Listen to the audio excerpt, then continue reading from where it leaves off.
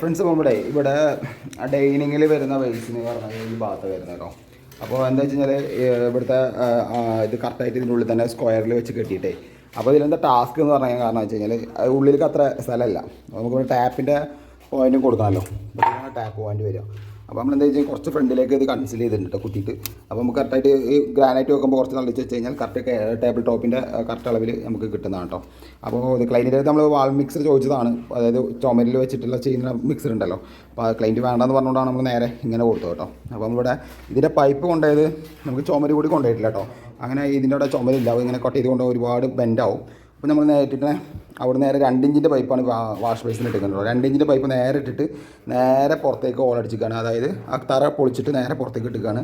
അപ്പോൾ പലരും ചോദിക്കാറുണ്ടാവും ഇവിടെ ഒരു ട്രാപ്പ് കൊടുത്തിട്ടുണ്ട്, അത് ഇവിടുത്തെ ക്ലൈൻറ്റ് പറഞ്ഞിട്ട് കൊടുത്താണ്. അത് കിച്ചനാണ്, അപ്പോൾ അവർക്ക് എപ്പോഴും ക്ലീൻ ആക്കുമ്പോൾ വെള്ളം അതിൻ്റെ ഉള്ളിൽ പോകാൻ വേണ്ടിയിട്ട്. അപ്പോൾ ഈ ട്രാപ്പ് സെൻറ്ററിൽ കൊടുത്തിരിക്കുന്നത് ക്ലൈൻറ്റ് പറഞ്ഞിട്ടാട്ടോ.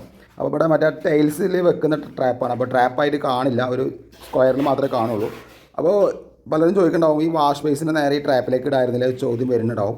അങ്ങനെ ഇട്ട് കഴിഞ്ഞാൽ എന്താ പ്രശ്നം വെച്ച് കഴിഞ്ഞാൽ ഈ പറ്റും കാര്യങ്ങളൊക്കെ വന്നിട്ട് അതിൽ പോയി നിന്ന് കഴിഞ്ഞാൽ അപ്പോൾ ഒരു ദിവസം നമുക്ക് പോയി ഇവിടെ ഇല്ല, 2 ദിവസം കഴിഞ്ഞ് വരുമ്പോൾ തന്നെ സ്മെല്ല് അതിലടിക്കും.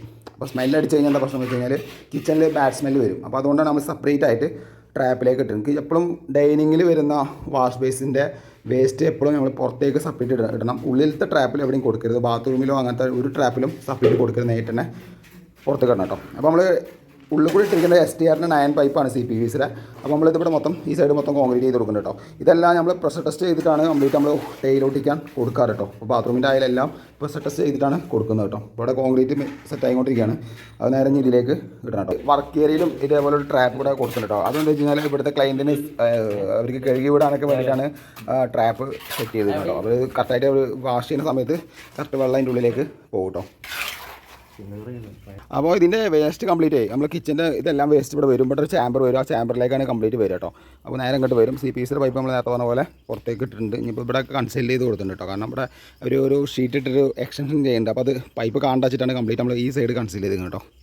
അതുപോലെ തന്നെ ഇതിൻ്റെ ട്രാപ്പിലേക്കുള്ള പൈപ്പ് ഇവിടെയാണ് കൊടുന്ന് നിർത്തിയിട്ടുണ്ടായിരുന്നത്. അപ്പോൾ ഞങ്ങളത് ഒഴിവാക്കിയിട്ട് അവിടെ നേരിട്ട് ഹോളടിച്ചിട്ട് ഇങ്ങനെ കൊടുത്തു കേട്ടോ. കാരണം ഇവിടെ സ്റ്റെപ്പ് വരുന്നുണ്ട്, ഈ സ്റ്റെപ്പിൻ്റെയും ഇഷ്യൂ വരുന്നുണ്ട്. സ്റ്റെപ്പ് കണ്ടില്ലേ, സ്റ്റെപ്പ് ഇറങ്ങിയ വഴിക്ക് തന്നെ നേരെ അടിഭാഗത്താണ് ഇത് വന്നിരിക്കുന്നത്. അപ്പോൾ തന്നെ ഒഴിവാക്കിയത് കേട്ടോ.